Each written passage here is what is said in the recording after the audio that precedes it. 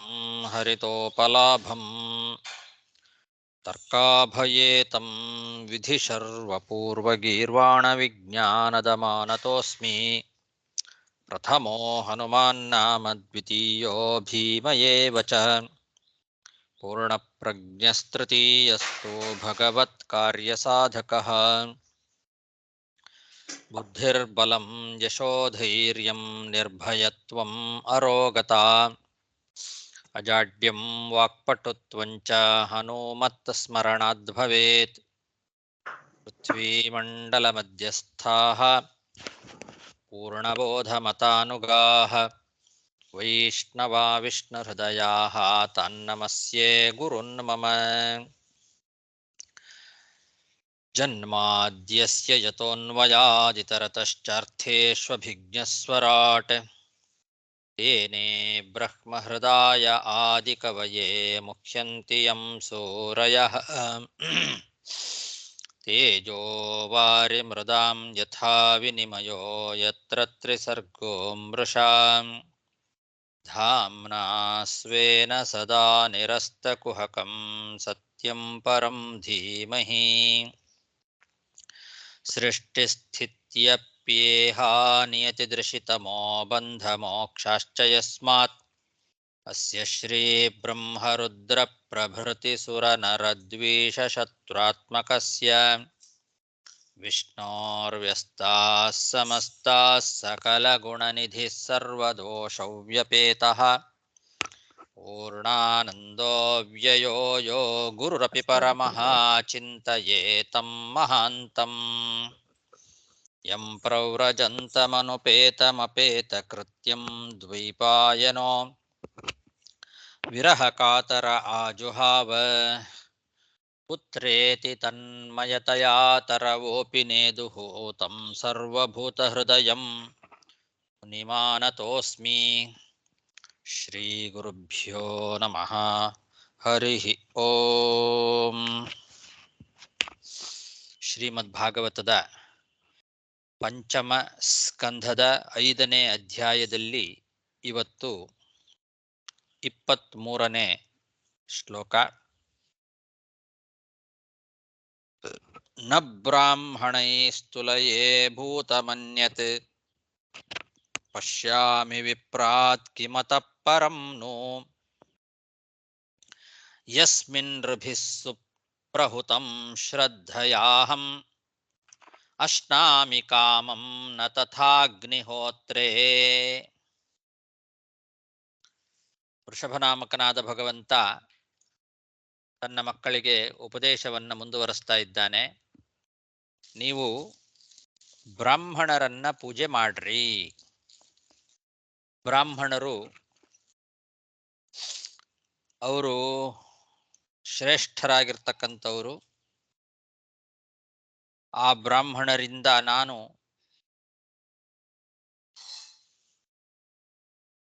ಆರಾಧನೆಯನ್ನ ಸ್ವೀಕಾರ ಮಾಡ್ತೇನೆ. ಆ ಬ್ರಾಹ್ಮಣರಿಗೆ ನೀವು ಪೂಜೆ ಮಾಡೋದರಿಂದ ನನ್ನನ್ನ ಸಂತೋಷಪಡಿಸಿದ ಹಾಗೆ ಆಗತ್ತೆ ಅಂತ ಹೇಳ್ತಾ ಇದ್ದಾನೆ. ಬ್ರಾಹ್ಮಣರಿಗೆ ಸಮಾನವಾದಂತಹ ಭಗವಂತನ ಪ್ರತಿಮೆ ಅಂತ ಅನಿಸ್ಕೊಳ್ತಕ್ಕಂತಹ ಬೇರೊಬ್ಬ ಜೀವಿಯನ್ನ ನಾನು ಈ ಜಗತ್ತಿನಲ್ಲಿ ಹೋಲಿಸ್ಲಿಕ್ಕೆ ಸಾಧ್ಯ ಇಲ್ಲ ಅಂತ ಹೇಳ್ತಾನೆ ಭಗವಂತ. ಬಹಳ ದೊಡ್ಡ ಮಾತನ್ನ ಬ್ರಾಹ್ಮಣರ ಬಗ್ಗೆ ಇಲ್ಲಿ ಹೇಳ್ತಾ ಇದ್ದಾನೆ. ಬ್ರಾಹ್ಮಣೈಹಿ ನ ತುಲಯೇ ಭೂತಮನ್ಯತ್. ಬ್ರಾಹ್ಮಣರಿಗೆ ಸಮಾನವಾದಂತಹ ಭಗವತ್ ಪ್ರತಿಮೆ ಜಗತ್ತಿನಲ್ಲಿ ಮತ್ತೊಂದಿಲ್ಲ ಅಂತ. ಭಗವಂತ ಒಂದೊಂದು ಪ್ರತೀಕದ ಒಳಗೆ ಸನ್ನಿಹಿತನಾಗಿ ನಮ್ಮ ಪೂಜೆಯನ್ನ ಸ್ವೀಕಾರ ಮಾಡ್ತಾನೆ. ನಾವು ಮಾಡುವ ಆರಾಧನೆಗಳನ್ನ ಭಗವಂತ ಪ್ರತಿಮೆಗಳ ಮೂಲಕವಾಗಿಯೇ ಸ್ವೀಕಾರ ಮಾಡೋದು. ಆ ಪ್ರತಿಮೆಗಳಲ್ಲಿ ಒಂದೊಂದು ಪ್ರತಿಮೆಗಿಂತ ಮತ್ತೊಂದು ಪ್ರತಿಮೆಯಲ್ಲಿ ವಿಶೇಷವಾದ ಸಾನ್ನಿಧ್ಯ ಇರ್ತದೆ. ಅದರಲ್ಲಿ ಭಗವಂತ ಹೇಳ್ತಾ ಇದ್ದಾನೆ, ಬ್ರಾಹ್ಮಣರಿಗೆ ಸಮಾನವಾದ ಪ್ರತಿಮೆ ಮತ್ತೊಂದಿಲ್ಲ, ಅದಕ್ಕೆ ಸಮಾನವಾದದ್ದು. ಹೀಗಿರುವಾಗ ಅವರಿಗಿಂತ ಶ್ರೇಷ್ಠ ಪ್ರತಿಮೆ ಅಂತ ನಾನು ಯಾವುದನ್ನ ತೋರಿಸ್ತಿ ಜಗತ್ತಿನಲ್ಲಿ? ಕಿಮತಃಪರಂನು ಅಂತ. ಅನೇಕ ಪ್ರತಿಮೆಗಳಿದ್ದಾವೆ.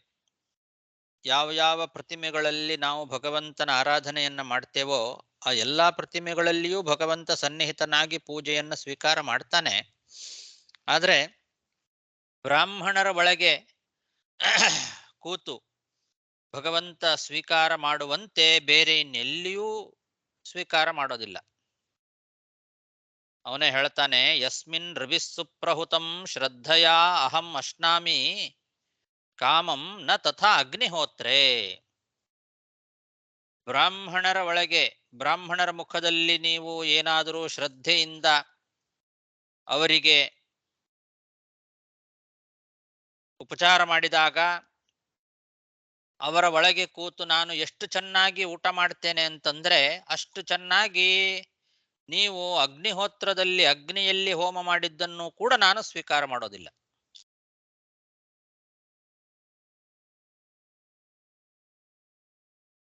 ಅಗ್ನಿ ಶುದ್ಧವಾದ ಪ್ರತಿಮೆ.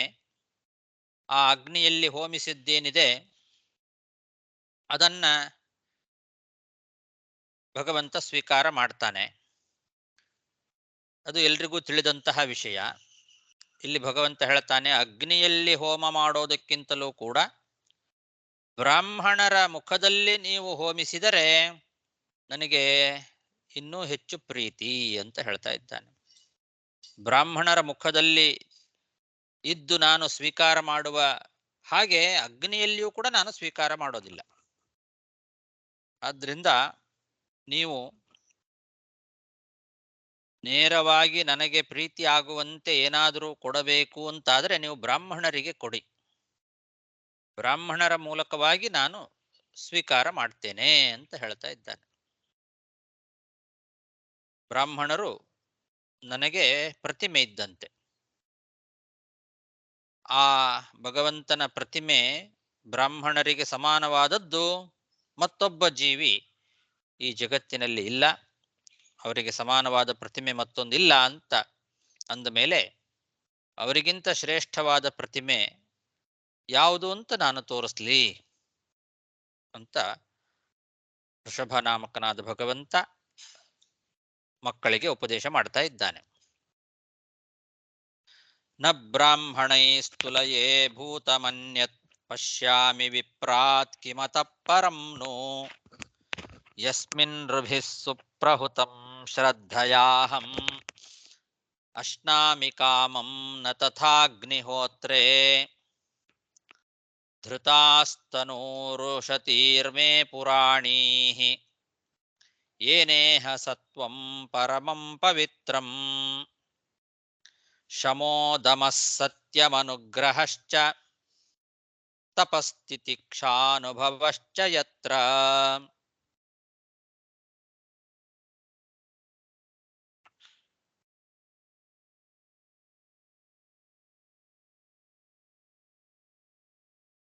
ಯಾರು ಅಂಥ ಬ್ರಾಹ್ಮಣರು?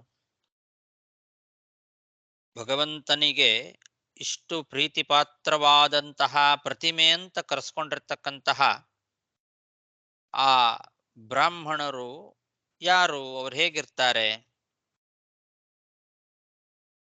ಅನ್ನೋದನ್ನ ಬ್ರಾಹ್ಮಣರ ಆ ಲಕ್ಷಣವನ್ನ ಇಲ್ಲಿ ತಿಳಿಸ್ತಾ ಇದ್ದಾನೆ ಭಗವಂತ. ಎಂಥ ಬ್ರಾಹ್ಮಣ ನನ್ನ ಪ್ರತಿಮೆ, ಎಲ್ಲಿ ನಾನು ವಿಶೇಷವಾಗಿ ಸನ್ನಿಹಿತನಾಗಿರ್ತೇನೆ, ಯಾವ ಬ್ರಾಹ್ಮಣ ನನಗೆ ಅತ್ಯಂತ ಪ್ರೀತಿಪಾತ್ರವಾದ ಪ್ರತಿಮೆ ಅಂತ ಕರೆಸ್ಕೊಳ್ತಾನೆ ಅಂದ್ರೆ ಹೇಳ್ತಾನೆ, ಧೃತಾಹ ತನೂಹು ಉಶತೀಹಿ ಮೇ ಪುರಾಣೀಹಿ ಏನ ಇಹ ಸತ್ವಂ ಪರಮಂ ಪವಿತ್ರಂ.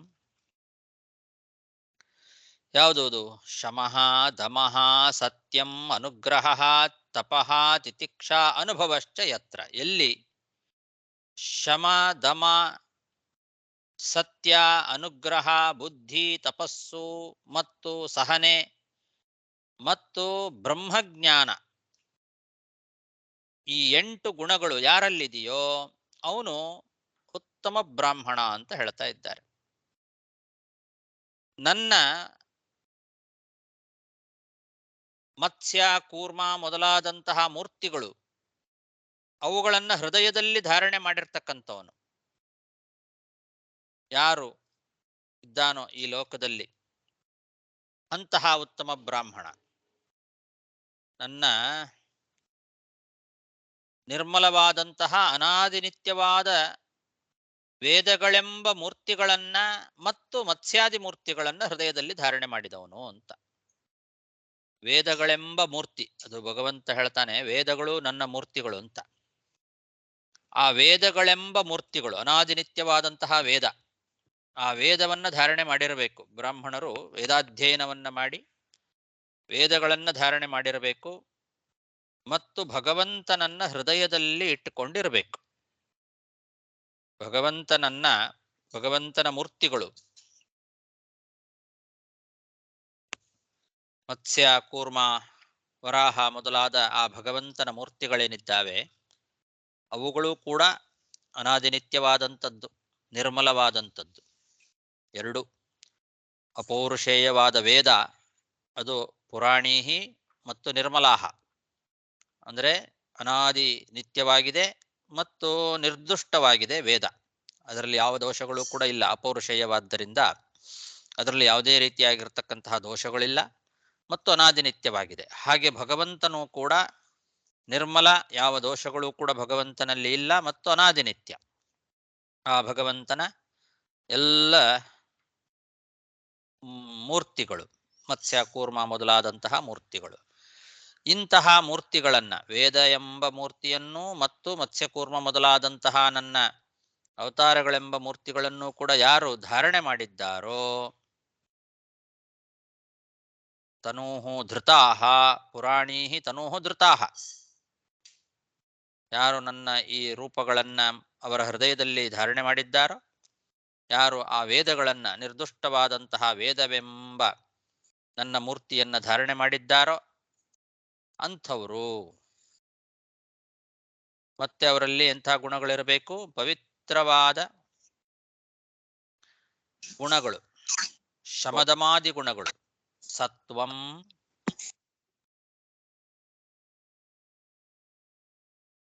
ಶಮಃ ದಮಃ, ಸತ್ವಂ ಅನುಗ್ರಹ, ತಪಃ ತಿತಿಕ್ಷಾ, ಅನುಭವ.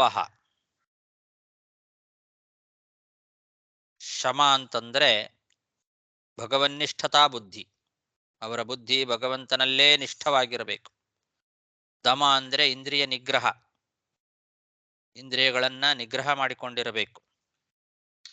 ಸತ್ವಂ ಅಂದ್ರೆ ಪವಿತ್ರವಾದಂತಹ ಸತ್ವಗುಣ.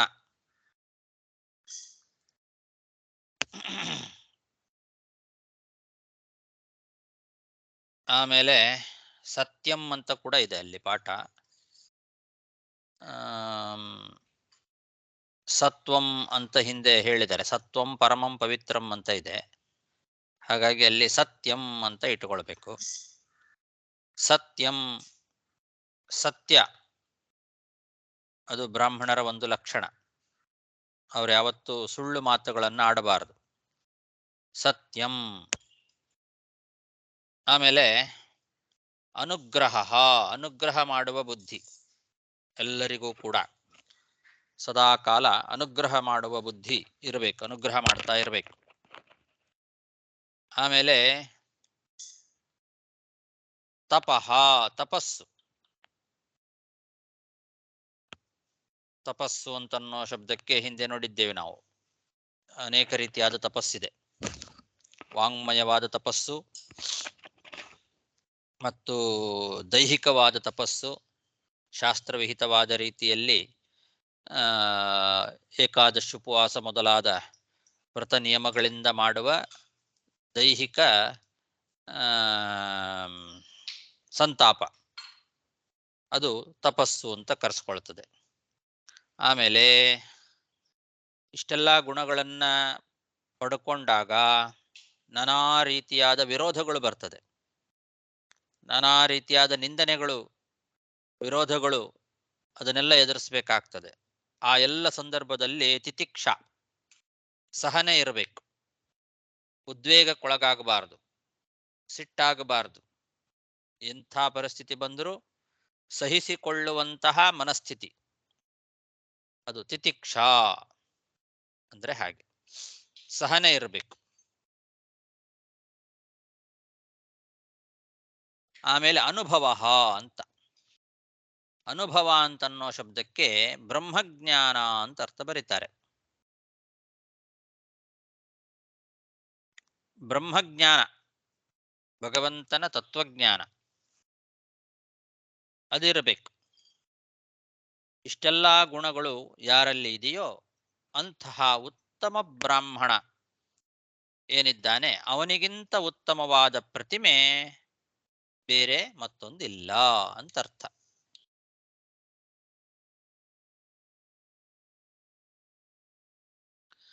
ಧೃತಾಸ್ತನೂರುಷತೀರ್ಮೇ ಪುರಾಣೀಃ ಯೇನೇಹ ಸತ್ವಂ ಪರಮಂ ಪವಿತ್ರಂ ಶಮೋದಮಃ ಸತ್ಯಮನುಗ್ರಹಶ್ಚ ತಪಸ್ತಿತಿಕ್ಷಾನುಭವಶ್ಚ ಯತ್ರ.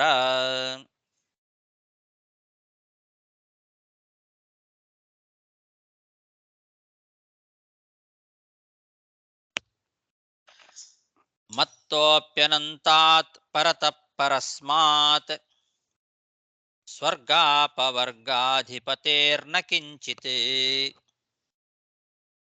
ಯೇಷಾಂ ಕಿಮು ಸ್ಯಾದಿತರೇಣ ತೇಷಾಂ ಅಕಿಂಚನಾನಾಮಪಿ ಭಕ್ತಿಭಾಜಾಂ.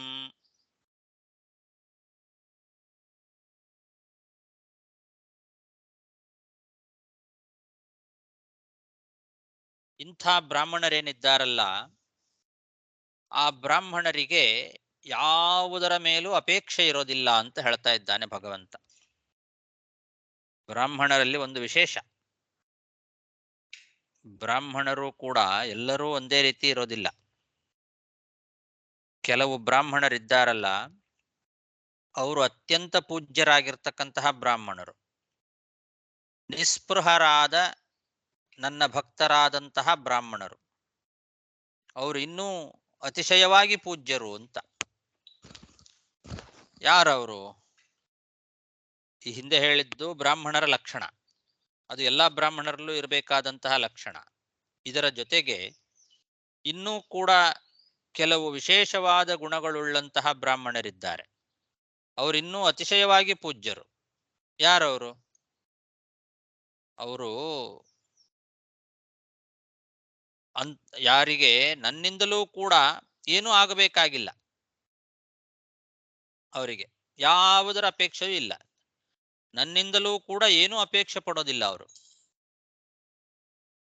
ನಾನು ಸ್ವರ್ಗ ಮೋಕ್ಷಗಳಿಗೆ ಅಧಿಪತಿಯಾಗಿದ್ದೇನೆ, ನಾನು ಅನಂತ, ನಾನು ಪರಾತ್ ಪರ, ಅನಂತಾತ್ ಪರತಃ ಪರಾತ್ ಪರಾತ್ ಸ್ವರ್ಗಾಪವರ್ಗಾಧಿಪತೇಃ ಅಪಿ ಮತ್ತಃ ಅಪಿ ನ ಕಿಂಚಿತ್. ಅನಂತನಾದ ಪರಾತ್ಪರನಾದ ಉತ್ತಮರಿಗೂ ಉತ್ತಮನಾಗಿರ್ತಕ್ಕಂತಹ, ಅನಂತನಾದ ಸ್ವರ್ಗ ಮೋಕ್ಷಗಳಿಗೆ ಅಧಿಪತಿಯಾಗಿರ್ತಕ್ಕಂತಹ ನನ್ನಿಂದಲೂ ಕೂಡ ಈ ಬ್ರಾಹ್ಮಣರಿಗೆ ಏನೂ ಆಗಬೇಕಾಗಿಲ್ಲ.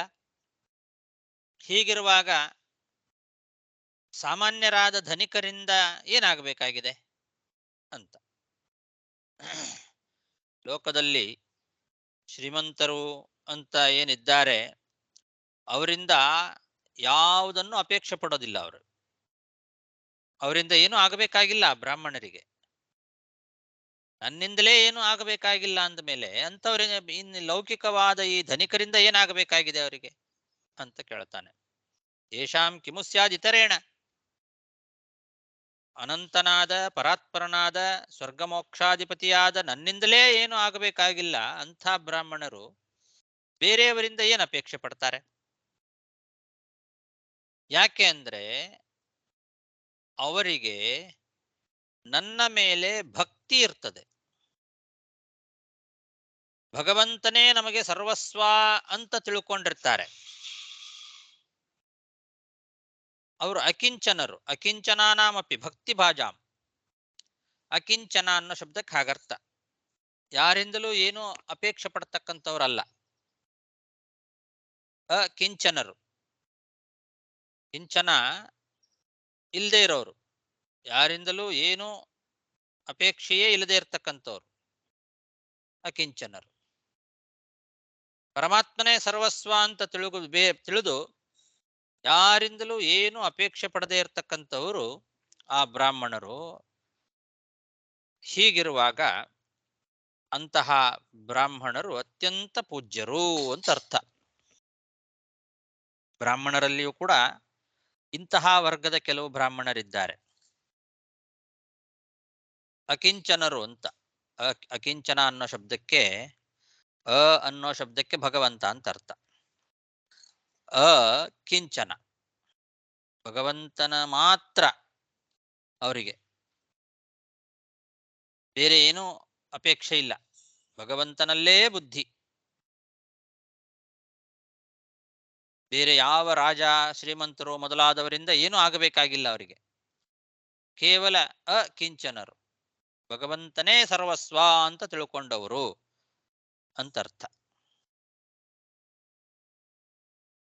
ಬೇರೆ ಯಾರಿಂದಲೂ ಏನೂ ಪ್ರಾರ್ಥನೆ ಮಾಡೋದಿಲ್ಲ, ಯಾವುದನ್ನೂ ಕೇಳೋದಿಲ್ಲ. ಬೇಡಿದರೆ ಎನ್ನ ಒಡೆಯನ ಬೇಡುವೆ, ಬೇಡಿದರೆ ಅದು ಬೇಡಕ್ಕಾಗಿಲ್ಲ, ಯಾಕೆ ಅವನು ಕೊಟ್ಟೇ ಕೊಡ್ತಾನೆ, ಏನು ಬೇಡೋದಿಲ್ಲ, ನನ್ನಿಂದಲೇ ಏನು ಬೇಡೋದಿಲ್ಲ ಅವರು. ನಾನು ಕೊಟ್ಟೇ ಕೊಡ್ತೇನೆ ಅನ್ನೋ ನಂಬಿಕೆ ಇರೋದ್ರಿಂದ ನನ್ನ ಹತ್ರನೇ ಏನು ಕೇಳೋದಿಲ್ಲ ಅವರು, ಇನ್ನು ಬೇರೆಯವ್ರ ಹತ್ರ ಎಲ್ಲಿ ಕೇಳ್ತಾರೆ ಅಂತಾನೆ ಭಗವಂತ. ಅಕಿಂಚನಾನಾಂ ಭಕ್ತಿಭಾಜಾಂ, ನನ್ನಲ್ಲಿ ಭಕ್ತಿ ಮಾತ್ರ ಮಾಡ್ತಕ್ಕಂಥವ್ರು, ಬೇರೆ ಏನೂ ಅಪೇಕ್ಷೆ ಪಡೋದಿಲ್ಲ, ನನ್ನಿಂದಲೇ ಏನು ಅಪೇಕ್ಷೆ ಪಡೋದಿಲ್ಲ. ನಾನು ಅನಂತ, ಪರತಃ ಪರಸ್ಮಾತ್ ಪರ, ನಾನು ಉತ್ತಮರಿಗಿಂತ ಉತ್ತಮ, ಸ್ವರ್ಗಾಪವರ್ಗ ಅಧಿಪತಿ, ಸ್ವರ್ಗ ಮೋಕ್ಷಗಳಿಗೆ ಅಧಿಪತಿ ನಾನು. ಸ್ವರ್ಗ ಮೋಕ್ಷಗಳನ್ನು ಕೇಳೋದಿಲ್ಲ ಅವರು ನನ್ನ ಹತ್ರ, ನನ್ನಿಂದಲೇ ಏನು ಅಪೇಕ್ಷೆ ಪಡೋದಿಲ್ಲ, ನನ್ನ ಹತ್ರನೇ ಏನು ಕೇಳೋದಿಲ್ಲ, ಇನ್ನು ಬೇರೆಯವರಿಂದ ಏನು ಕೇಳ್ತಾರೆ? ಕಿಮು ವಿತರೇಣ, ಬೇರೆ ಧನಿಕರು, ಸಾಮಾನ್ಯರಾದ ಲೌಕಿಕರು, ರಾಜರು, ಧನಿಕರು, ಅವರಿಂದ ಏನು ಅಪೇಕ್ಷೆ ಪಡ್ತಾರೆ? ಏನು ಅಪೇಕ್ಷೆ ಪಡೋದಿಲ್ಲ. ಅಂತಹ ಭಕ್ತರು ಅಕಿಂಚನರು ಅಂತ ಕರೆಸ್ಕೊಂಡಿದ್ದಾರೆ. ಅಂಥವರು ಈ ಬ್ರಾಹ್ಮಣರಲ್ಲೇ ಅತ್ಯಂತ ವಿಶೇಷರು. ಅವರಂತಹ ಉತ್ತಮ ಪ್ರತಿಮೆ ಮತ್ತೊಂದಿಲ್ಲ ಅಂತ ಅಲ್ಲಿಗನ್ವಯ ಮಾಡ್ಕೊಳ್ಬೇಕು. ಮತ್ತೋಪ್ಯನಂತಾತ್ ಪರತಃ ಪರಸ್ಮಾತ್ ಸ್ವರ್ಗಾಪವರ್ಗಾಧಿಪತೇರ್ನ ಕಿಂಚಿತ್ ಯೇಷಾಂ ಕಿಮು ಸ್ಯಾದಿತರೇಣ ತೇಷಾಂ ಅಕಿಂಚನಾನಾಮಪಿ ಭಕ್ತಿಭಾಜಾಂ ಸರ್ವಾಣಿ ಮಧ್ಯಷ್ಣ್ಯತಯಾ ಭವದ್ಭಿಃ ಚರಾಣಿ ಭೂತಾನಿ ಸುತಾಧ್ರುವಾಣಿ ಸಂಭಾವಿತವ್ಯಾನಿ ಪದೇ ಪದೇವೋ ವಿವಿಕ್ತ ದೃಷ್ಟಿಸ್ತದುತಾರ್ಹಣಂ ಮೇ. ವೃಷಭ ತನ್ನ ಮಕ್ಕಳಿಗೆ ಹೇಳ್ತಾ ಇದ್ದಾನೆಲೆ ಮಕ್ಕಳೇ, ಸುತಾಹ, ಎಲೆ ನನ್ನ ಮಕ್ಕಳೇ, ಎಲ್ಲ ಜಂಗಮ ಮತ್ತು ಸ್ಥಾವರ ಜೀವಿಗಳು ಅಂತೇನಿದ್ದಾರೆ, ಆ ಎಲ್ಲ ಸ್ಥಾವರ ಜಂಗಮ ಜೀವಿಗಳನ್ನು ಕೂಡ ನನ್ನ ವಾಸಸ್ಥಳ ಅಂತ ತಿಳಿದು ಎಲ್ಲರನ್ನೂ ಯಥಾಯೋಗ್ಯವಾಗಿ ಸತ್ಕಾರ ಮಾಡಬೇಕು. ಕೇವಲ ಬ್ರಾಹ್ಮಣರನ್ನ ಮಾತ್ರ ಅಲ್ಲ. ಮತ್ತೆ ನಾ ಹಿಂದೆ ಹೇಳಿದೆ ಅಂತ ಹೇಳಿ ಬ್ರಾಹ್ಮಣರು ಅತ್ಯಂತ ಪೂಜ್ಯ ಪ್ರತಿಮೆ, ನನಗೆ ಅತ್ಯಂತ ಶ್ರೇಷ್ಠವಾದ ಪ್ರತಿಮೆ, ಹೌದು. ಹಾಗಂತ ಹೇಳಿ ಬ್ರಾಹ್ಮಣರನ್ನ ಮಾತ್ರ ಅಲ್ಲ, ಎಲ್ಲರನ್ನೂ ಅವರವರ ಯೋಗ್ಯತಾನುಸಾರವಾಗಿ ಸತ್ಕಾರ ಮಾಡಬೇಕು. ಜಗತ್ತಿನಲ್ಲಿ ಜಂಗಮ ಮತ್ತು ಸ್ಥಾವರ ಜೀವಿಗಳು ಯಾರ್ಯಾರಿದ್ದಾರೆ ಎಲ್ಲರಲ್ಲಿಯೂ ನಾನಿದ್ದೇನೆ, ಎಲ್ಲವೂ ನನ್ನ ವಾಸಸ್ಥಳವೇ. ಹಾಗಾಗಿ ಎಲ್ಲರನ್ನೂ ಸತ್ಕಾರ ಮಾಡಬೇಕಾದ್ರೆ ಯಥಾಯೋಗ್ಯವಾಗಿ. ಬ್ರಾಹ್ಮಣರನ್ನ ಅತ್ಯಂತ ಶ್ರೇಷ್ಠ ಪ್ರತಿಮೆ ಅಂತ ತಿಳಿದು ಅವರನ್ನ ಉಪಾಸನೆ ಮಾಡಬೇಕು, ಅವರನ್ನ ಸೇವೆ ಮಾಡಬೇಕು, ಅವರಿಗೆ ಸತ್ಕಾರ ಮಾಡಬೇಕು. ಉಳಿದವರನ್ನ ಅವರವರ ಯೋಗ್ಯತಾನುಸಾರವಾಗಿ ಪ್ರತಿಯೊಬ್ಬ ಜೀವಿಗಳನ್ನು ಕೂಡ ನನ್ನ ವಾಸಸ್ಥಳ ಅಂತ ತಿಳಿದು ಎಲ್ಲರನ್ನೂ ಸತ್ಕಾರ ಮಾಡಬೇಕು. ಯಾಕೆ ಅಂದ್ರೆ ಪ್ರತಿಯೊಂದು ಸ್ಥಳದಲ್ಲಿಯೂ ಕೂಡ ನಾನಿದ್ದೇನೆ, ಅದು ನನ್ನ ವಾಸಸ್ಥಳ. ಆ ವಸ್ತು ನಾನಲ್ಲ, ಅದು ನನಗಿಂತ ಭಿನ್ನವಾಗಿದೆ. ಅದರ ಒಳಗೆ ನಾನಿದ್ದೇನೆ, ಅದು ನಾನು ವಾಸ ಮಾಡುವ ಸ್ಥಳ ಹೊರತು ನಾನೇ ಅಲ್ಲ. ಈ ಅನುಸಂಧಾನ ಇರಬೇಕು. ಇದೇ ನನ್ನ ಆರಾಧನೆ. ಪ್ರತಿಯೊಂದು ವಸ್ತುವಿನಲ್ಲೂ ನಾನಿದ್ದೇನೆ ಅಂತ ತಿಳಿಬೇಕು. ಆ ವಸ್ತು ನಾನಲ್ಲ ಅಂತ ತಿಳಿಬೇಕು. ಎಲ್ಲಾ ವಸ್ತುಗಳಲ್ಲೂ ನಾನಿದ್ದೇನೆ, ಆದರೆ ನೀವು ನೋಡುವ ಯಾವ ವಸ್ತುಗಳು ನಾನಲ್ಲ. ಎಲ್ಲದಕ್ಕಿಂತ ಅತ್ಯಂತ ವಿಲಕ್ಷಣ ಜಗತ್ತಿನಲ್ಲಿರುವ ಪ್ರತಿಯೊಂದು ವಸ್ತುಗಳೇನಿದ್ದಾವೆ, ಆ ಎಲ್ಲ ವಸ್ತುಗಳು ಕೂಡ ನಾನಲ್ಲ, ನನ್ನ ಪ್ರತಿಮೆ, ನನ್ನ ಪೂಜಾ ಸ್ಥಳ. ನಾನು ಎಲ್ಲದರಲ್ಲೂ ಇದ್ದೇನೆ, ಆದರೆ ಯಾವುದು ನಾನಲ್ಲ ಅಂತ ತಿಳ್ಕೊಳ್ಳೋದೇನಿದೆ, ಇದೇ ನಿಜವಾದ ಭಗವಂತನ ಆರಾಧನೆ. ಈ ರೀತಿಯಲ್ಲಿ ತಿಳಿದು ನನ್ನ ಆರಾಧನೆಯನ್ನ ಮಾಡಬೇಕು. ಪ್ರತಿಯೊಬ್ಬ ಜೀವರ ಒಳಗೂ ಕೂಡ ನಾನಿದ್ದೇನೆ ಅಂತ ತಿಳಿದು ಪ್ರತಿಯೊಬ್ಬರನ್ನು ಕೂಡ ಸತ್ಕಾರ ಮಾಡಲೇಬೇಕು, ಕೇವಲ ಬ್ರಾಹ್ಮಣರನ್ನ ಮಾತ್ರ ಅಲ್ಲ ಅಂತ ಸ್ಪಷ್ಟವಾಗಿ ಭಗವಂತ ಹೇಳ್ತಾ ಇದ್ದಾನೆ.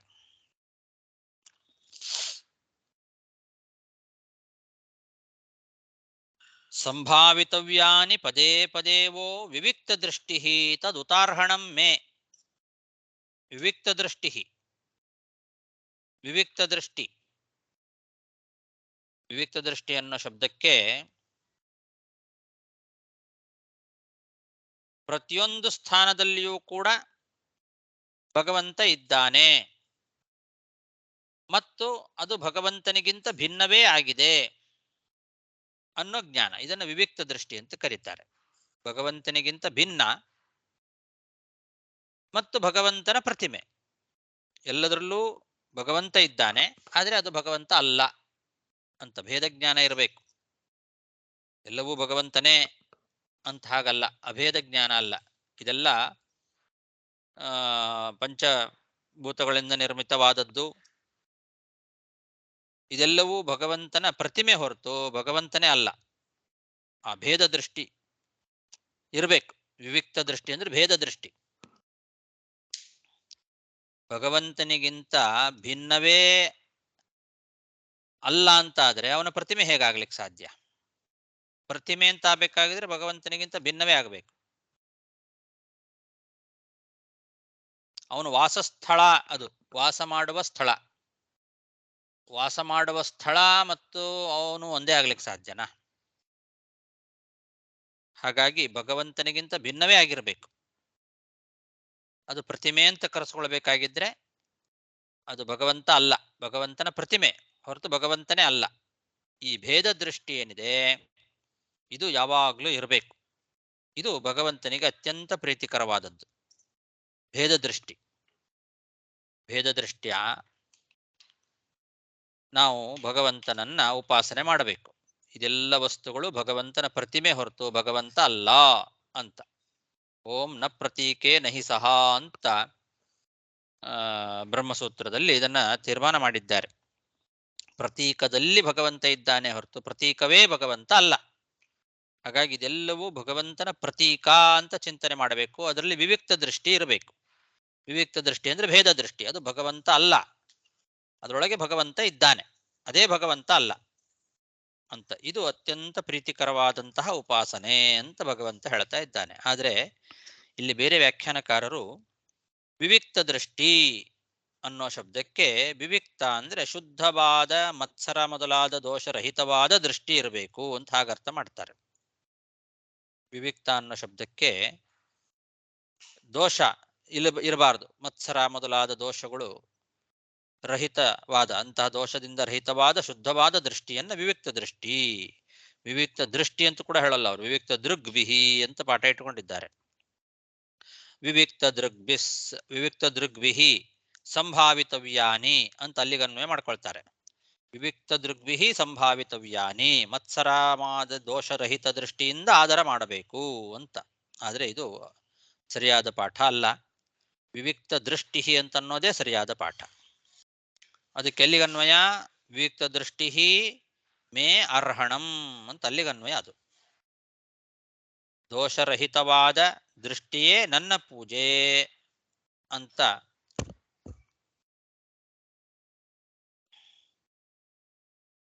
ದೋಷರಹಿತವಾದ ದೃಷ್ಟಿಯಿಂದ ಎಲ್ಲ ಚರಾಚರ ಪ್ರಾಣಿಗಳನ್ನೂ ಆದರ ಮಾಡೋದೇನಿದೆ ಅದೇ ನನ್ನ ಪೂಜೆ ಅಂತ. ಹಾಗಾಗಿ ವಿವಿಕ್ತ ದೃಷ್ಟಿ ಅಂತ ಪಾಠ ಇಟ್ಟುಕೊಂಡ್ರೆ ಈ ಅರ್ಥ ಬರ್ತದೆ. ವಿವಿಕ್ತ ದೃಷ್ಟಿಯಿಂದ, ಭೇದ ದೃಷ್ಟಿಯಿಂದ ನನ್ನ ಪೂಜೆ ಮಾಡಬೇಕು ಅಂತ. ವೀರರಾಘವ ವ್ಯಾಖ್ಯಾನದಲ್ಲಿ ಹಾಗೆ ವ್ಯಾಖ್ಯಾನ ಮಾಡಿದ್ದಾರೆ.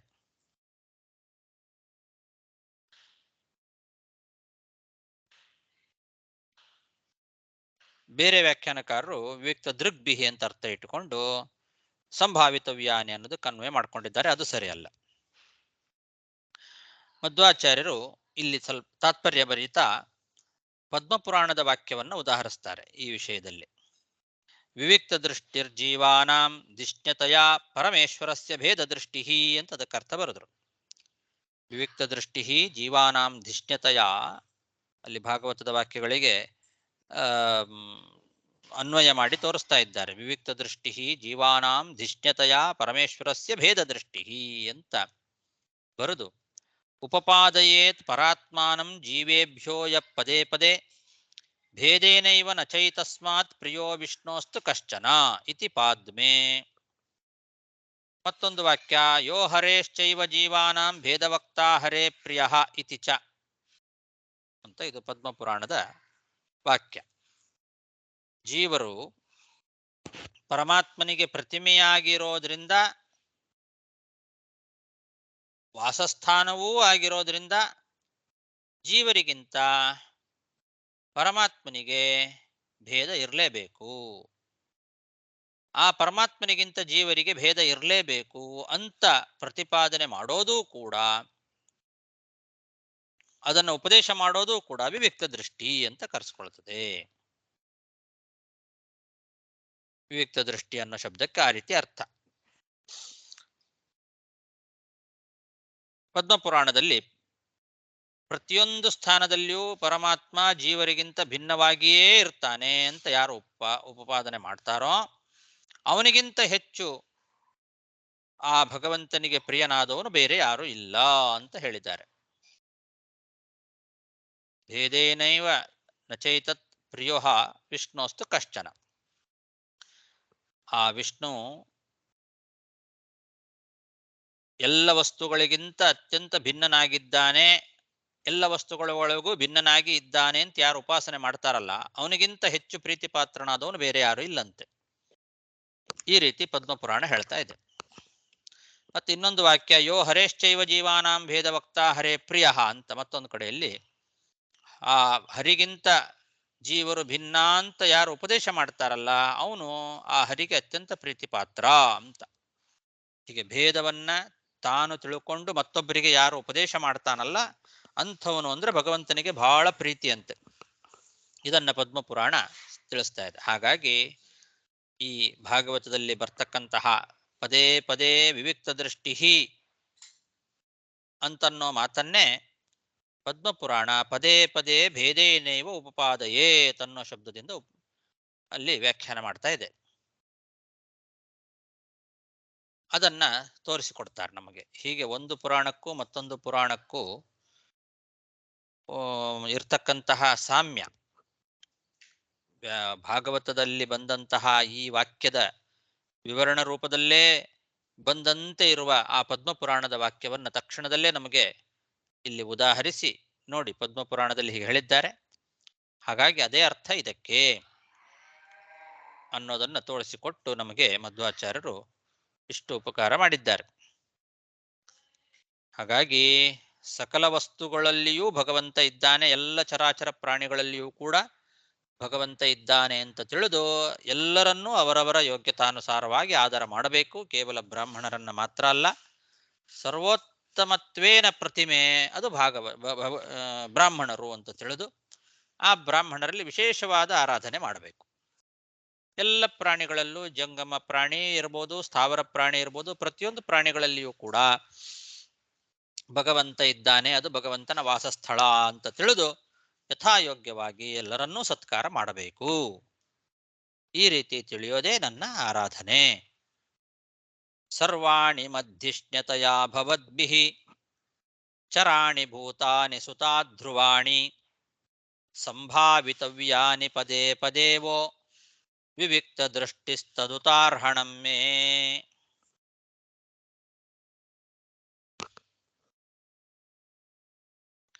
ಮನೋವಚೋ ದೃಕ್ಕರಣೈರ್ಹಿತಸ್ಯ ಸಾಕ್ಷಾತ್ಕೃತಂ ಮೇ ಪರಮಾರ್ಹಣಂ ತತ್ ವಿನಾ ಪುಮಾನ್ ಯೇನ ಮಹಾವಿಮೋಹ ಕೃತಾಂತಪಾಶಾನ್ನ ವಿಮೋಕ್ತುಮೀಶಃ.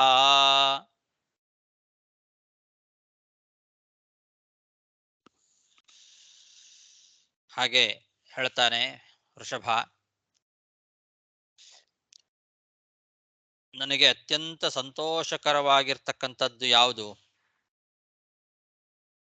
ಅಂದ್ರೆ ಮನಸ್ಸು, ಮಾತು ಮೊದಲಾದವುಗಳಿಂದ, ಶ್ರವಣ ಮನನ ನಿಧಿಧ್ಯಾಸನ ಮೊದಲಾದವುಗಳಿಂದ ಸಾಧನ ಅನುಷ್ಠಾನಗಳನ್ನ ಮಾಡಿ ನನಗೆ ಅತ್ಯಂತ ಪ್ರೇಮಾಸ್ಪದನಾದಂತಹ ನನ್ನ ಸಾಕ್ಷಾತ್ಕಾರವನ್ನು ಪಡೆಯೋದೇನಿದೆ ಅದು ನನಗೆ ಅತ್ಯಂತ ಸಂತೋಷಕರವಾದ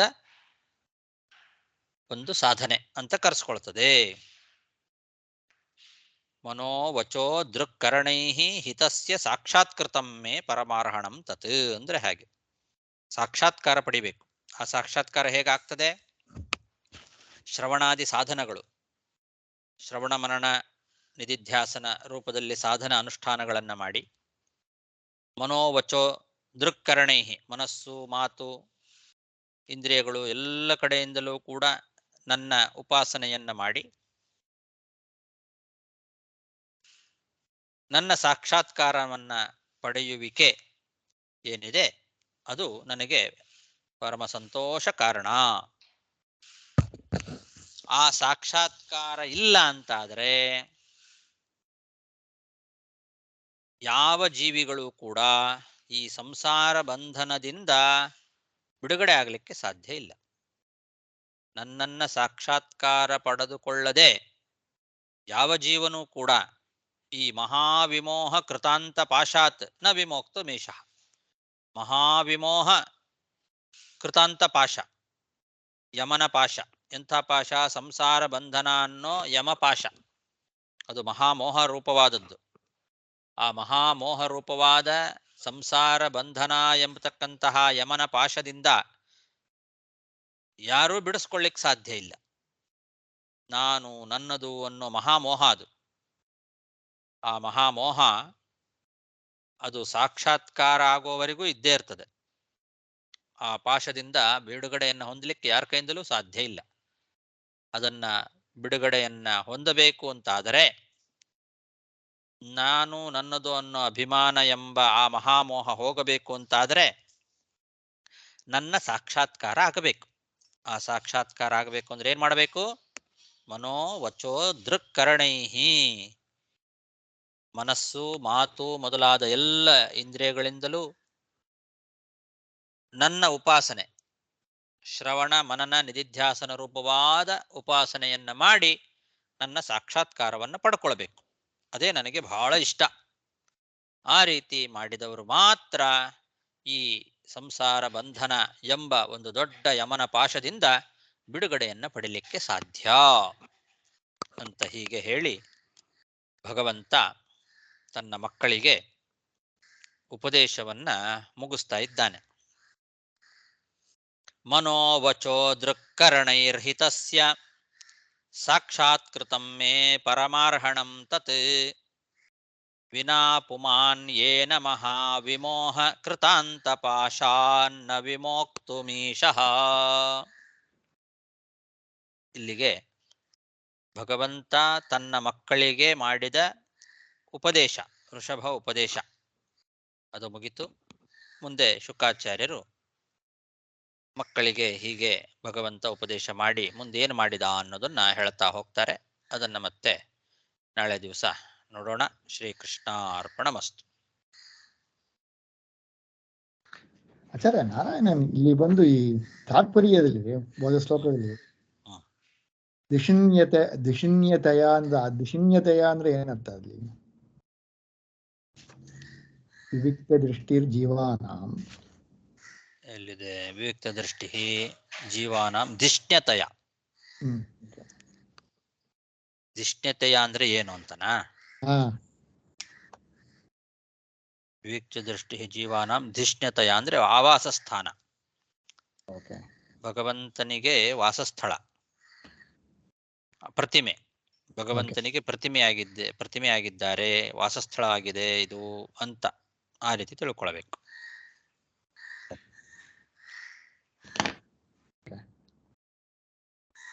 ಇದೇ ತರ ನಾವು ಈ ಸನಗಾದಿ ಇದ್ರಲ್ಲಿ ಕೂಡ ಬ್ರಾಹ್ಮಣ ಮೇಲೆ ತುಂಬಾ ಇಷ್ಟ, ಅಲ್ಲಿ ಕೂಡ ಇದೇ ಮತ್ತೆ ಮಾತಾಡ್ತಾರ. ಹೌದು, ಬ್ರಾಹ್ಮಣರ ಬಗ್ಗೆ ಸನಕಾದಿಗಳ ಒಂದು ಸಂದರ್ಭದಲ್ಲೂ ಕೂಡ ಇದೇ ಮಾತುಗಳನ್ನ ಹೇಳ್ತಾನೆ ಭಗವಂತ. ಬಹಳ ಕಡೆ ಹೇಳ್ತಾನೆ. ಇದು ಇಲ್ಲಿ ಮಾತ್ರ ಅಲ್ಲ, ಅಲ್ಲಲ್ಲಿ ಬ್ರಾಹ್ಮಣರ ಬಗ್ಗೆ ಬಹಳ ಕಡೆಯಲ್ಲಿ ಭಗವಂತ ಉಪದೇಶ ಮಾಡ್ತಾನೆ. ಬ್ರಾಹ್ಮಣರನ್ನ ಹೊಗಳೋ ಮಾತುಗಳನ್ನ. ಓಕೆ.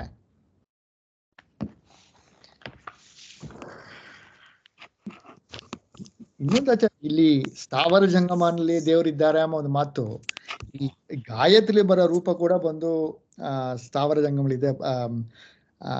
ಯದಿದಂ ಪರಿತಃ ಪೂರ್ಣಂ ಮತ್ಸ್ಯ ಕೂರ್ಮಾದಿ ರೂಪಕಂ ತದಿತಂ ಭಗವಾನ್ ವಿಷ್ಣುಗೂ ಸರ್ವಾಂತರ ಸ್ಥಿತಕ ಏವಚ ಹಂಗನ್ ಭಾಷೆ ಬರೀತಾರೆ. ಸೊ ಇದು ವೇದ ತುಲ್ಯ ಹಂಗೆ ಇದು ಬಂದು ತಗೊಂಬಂದು ಅಲ್ಲಿ ಗಾಯತ್ರಿ ಇರೋ ರೂಪವೇ ಎಲ್ಲಾರು ಅಂತರಾಮಿ ಇದ್ದಾಣ ಒಂದು ಮಾತನ್ನ ಬಂದು ಇಲ್ಲಿ ಕೂಡ ಹೇಳ್ತಾರೆ. ಅಂದ್ರೆ ಅದು ಭಾಗವತ ವೇದ ತುಲ್ಯ ಎಂಬ ದೃಷ್ಟಾಂತ ತಗೊಂಬಂದ ಆ ತರ. ವೇದ ತುಲ್ಯ ಮತ್ತು ವೇದ ವ್ಯಾಖ್ಯಾನ ರೂಪ ಅಲ್ಲಿ ಹೇಳಿದ ವಿಷಯವನ್ನೇ ಇದು ವಿವರಣೆ ಮಾಡ್ತದೆ. ವೇದದಲ್ಲಿ ಹೇಳಿದ್ದನ್ನೇ ವಿವರಣೆ ಮಾಡಿ ವೇದ ವ್ಯಾಖ್ಯಾನ ರೂಪವಾಗಿದೆ ಅನ್ನೋದಕ್ಕೆ ಇದು ದೃಷ್ಟಾಂತ. ಓಕೆ.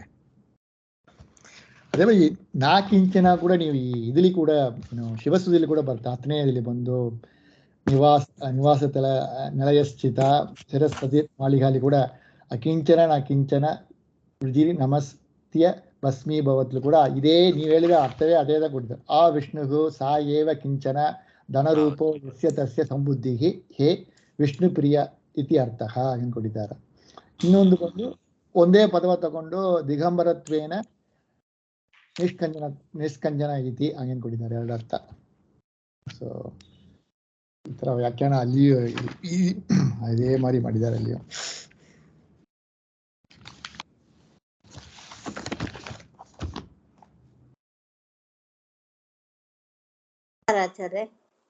ಹರೇ ನಮಃ. ಇದು ವಿಷ್ಣು ರಹಸ್ಯಗಳ ಆಡ್ ಮಾಡ್ತಾನೆ ಮಾಡದೇ ಇಲ್ಲ ನೀವು? ಮಾಡಿಲ್ವಾ? ಮಾಡಲವೇ? ಮಾಡ್ತೇನೆ. ಎಷ್ಟು 9:15 ತಾನೆ ಅದು ಕ್ಲಾಸ್ ಟೈಮ್? ಹೌದು. ಈಗ ನಡೀತಾ ಇದಲ್ಲ ಆಚಾರ್ಯ ಕ್ಲಾಸು? ನಡೆಯುತ್ತೆ. ಶನಿವಾರ ಭಾನುವಾರ ಇರೋದಿಲ್ಲ, ಹಾ, ಸೋಮವಾರದಿಂದ ಶುಕ್ರವಾರದವರೆಗೆ ಇರುತ್ತೆ.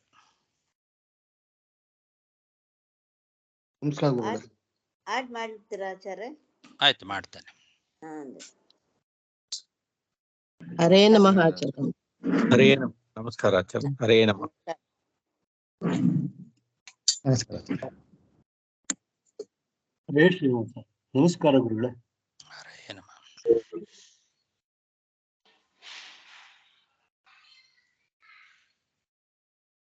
ನಮಸ್ಕಾರ ಗುರು. ಹರೇ ನಮಃ.